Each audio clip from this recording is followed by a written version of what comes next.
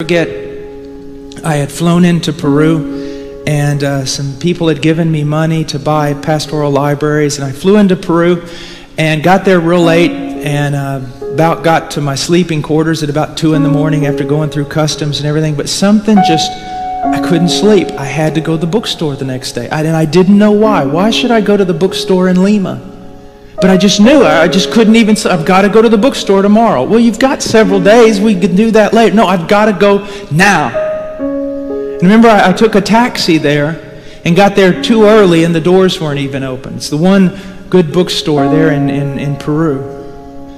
And I walk in, and I walk near the store, and I see this little man. And I could tell he was from the jungles of San Martin because I had worked there before. And I see him sitting there on the curb, kind of looking around. And I sat down beside him.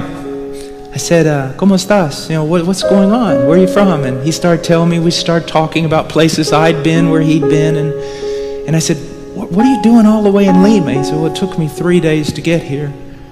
Back of trucks, buses. And I said, well, what are you doing here? He goes, I'm pastoring. I've become a pastor. And he goes, my church gathered up some money for me to come buy some books. And when he said that, my heart just broke, because I knew the money they gave him wasn't enough to buy a tract in that store. So I sat there and I said, oh, that's good. And so the door finally opened, and we went in, and I went in and I just started. I knew what pastoral libraries I needed to buy and things I needed to get for poor pastors, so I'm just heaping it all up in piles and going along. And I think I got 2 guys helping me there in the store get all the books together. And I watched that man out of the corner of my eye. And he'd go to one bookshelf and you'd see him look. He'd go to another. And then finally he went to this little place where they sold chick tracts. And I saw him pick out about 4. And just to look at his face, you know, and he walks up to the counter. It was like the greatest day of my life. He walks up to the counter. He bought them. He's just kind of standing there, and I walked over to him. I said, hey, how's it going, you know? He said, didn't even say anything. He was just broke. And I said, what books did you get? He goes, I didn't get any books.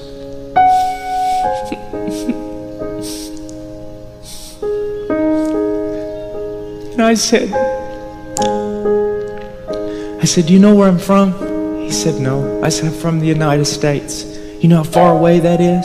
He said, no. I said, about 6,000 miles. I said, do you know how much my plane ticket cost? And he was like looking at me like, why are you saying this to me? I said, do you know how much my plane ticket cost? He said, no.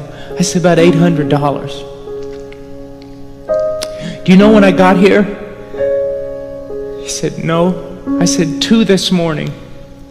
Do you know I couldn't sleep? And he said, no, I didn't know you couldn't sleep. And I said, do you know why? He said, why?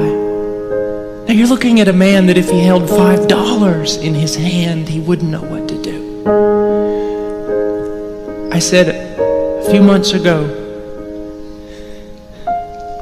God raised up a group of people in the United States,